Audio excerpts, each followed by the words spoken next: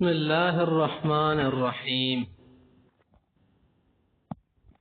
محترم حضرات، صحابہ کرام رضی اللہ عنہم کی زندگی حیات کے متعلق کچھ کتابوں کا ذکر کیا تھا۔ آگے ایک اور صحابی ہیں حضرت ابوبکر صدیق رضی اللہ عنہ کی زندگی پر کچھ کتابوں کا یہاں پر ذکر کرنے جا رہے ہیں۔ چلو آتے ہیں، کچھ کتابیں آپ کی خدمت میں پیش کر رہے ہیں۔ حضرت ابوبکر صدیق رضی اللہ عنہ کی حیات اور خدمات، اس کے متعلق یہ کتاب ہے۔ اس میں حضرت رضی اللہ عنہ کی زندگی اور آپ کی جو خدمات ہیں، خدمتیں کی ہیں دین کے لیے، اسلام کے لیے، ان کا ذکر کیا گیا ہے۔ اور یہ جو لفظ حضرت ابوبکر صدیق ہے، اس طرح سے صاد کے نیچے زیر صدیق، صدیق نہیں ہے، صدیق ساتھی کو کہتے ہیں۔ آپ صلی اللہ علیہ وسلم کے ساتھی بھی تھے صدیق، لیکن یہاں پر ہی صدیق ہیں، صاد کے نیچے زیر اور دال کے اوپر شد ہے، زور سے آپ نے کھینچنا ہے، صدیق۔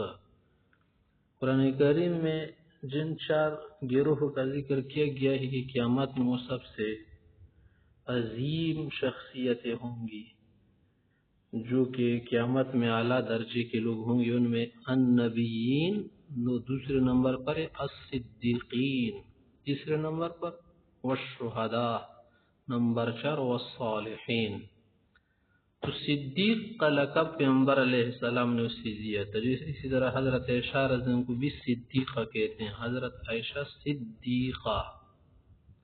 اس طرح یوسف علیہ السلام کو بھی کہا گیا تھا نا، یا یوسف ایھا الصدیق، صدیق اے سچے، سچے کو کیا بولتے ہیں؟ صدیق، سچا، سچا انسان اس کو بولتے ہیں صدیق۔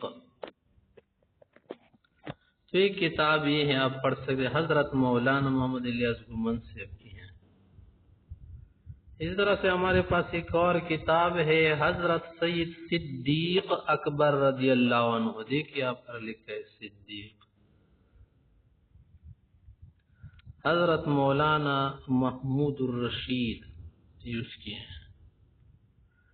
اس طرح سے ہمارے پاس ایک اور کتاب ہے، حضرت ابوبکر صدیق رضی اللہ عنہ کے 100 قصے۔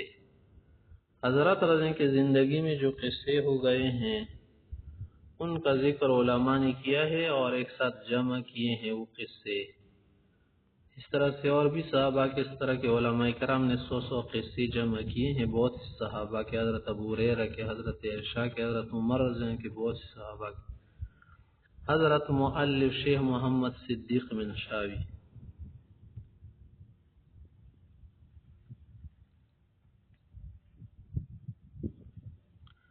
اس طرح سے ہمارے پاس ایک کتاب ہے، امیر المؤمنین خلیفۃ المسلمین سیدنا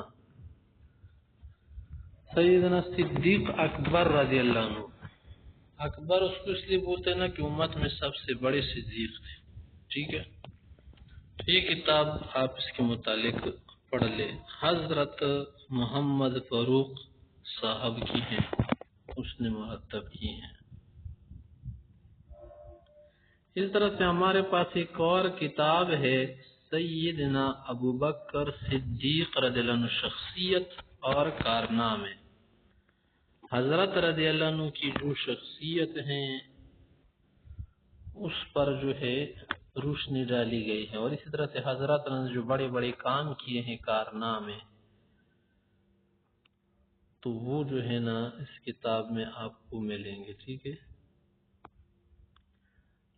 تالیف ہے ڈاکٹر علی محمد الصلابی، عربی میں ہے، ٹھیک ہے، اور ترجمہ کیا ہے شمیم احمد خلیل السلفی، اس نے ترجمہ کیا ہے۔